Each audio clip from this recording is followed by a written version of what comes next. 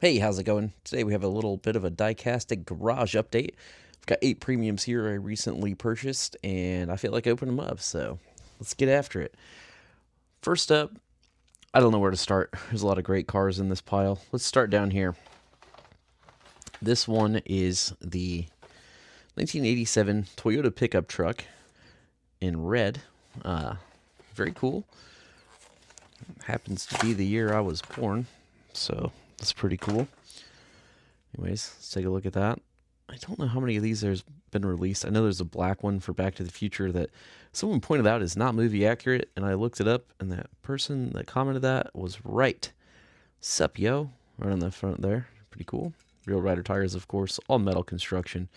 The one in Back to the Future actually has a extended cab. There is a Back to the Future set coming out very soon that's going to be hard to find that has that truck in it, but I will be trying to find it because it's super cool. All right, next up, let's take care of this one.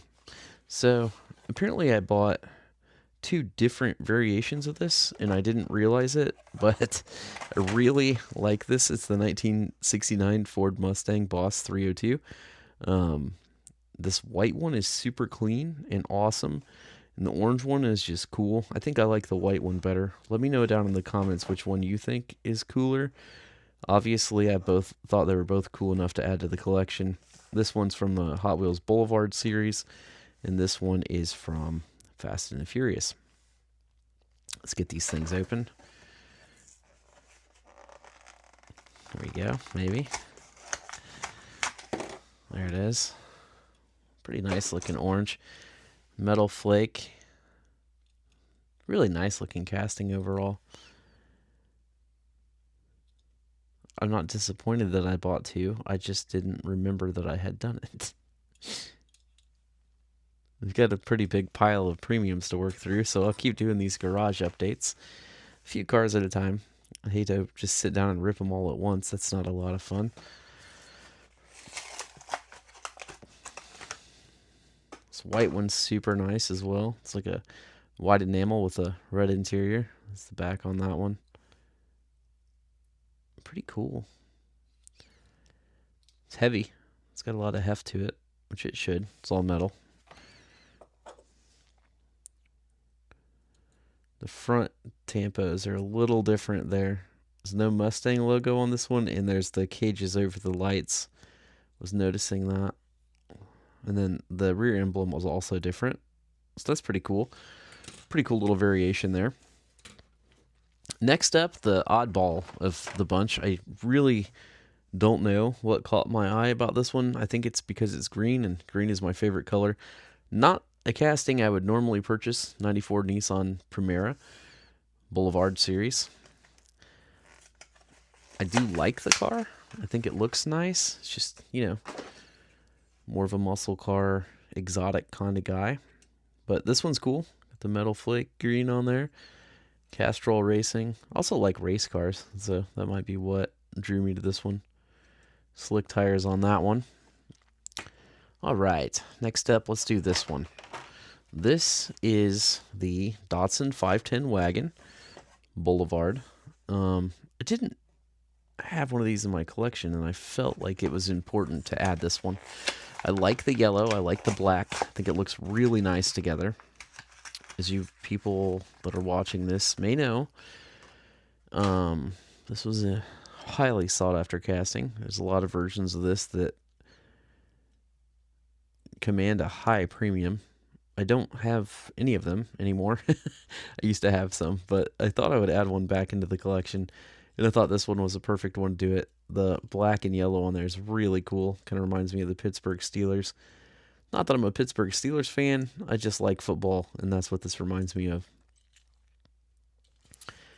All right, next up, let's do this one. 77 Pontiac Firebird Trans Am. Super cool. I always loved these cars. Also out of Boulevard. I think I found all of these so far on the pegs, actually. Yeah, every casting in this video was found on the pegs, which is kind of rare these days. It's super hard to find stuff on the pegs. I always wanted one of these cars. Hotbird. Haven't looked at like what they cost in a while. Would be cool to have a real one. Super nice. Got the T-tops. Just love everything about it. They did a nice job on this one. I like the light blue interior as well. All right. Last but not, or no, not last but not least. I got 2 more to go.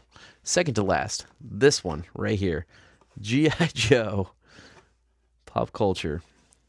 The Cobra Hiss. This thing is awesome. Now, I didn't have G.I. Joes as a kid, but when I saw this, it just had to come home with me. This just wasn't an option. It's kind of like my tank back there, but, you know, cool. I mean, my tank is cool also. But this thing is, you know, the nostalgia factor of this and the spinning turret. Very nice. It's too bad there's no figures to go in there. There's the windshield. Tiny tires on the bottom, so it does roll. I think these just came out.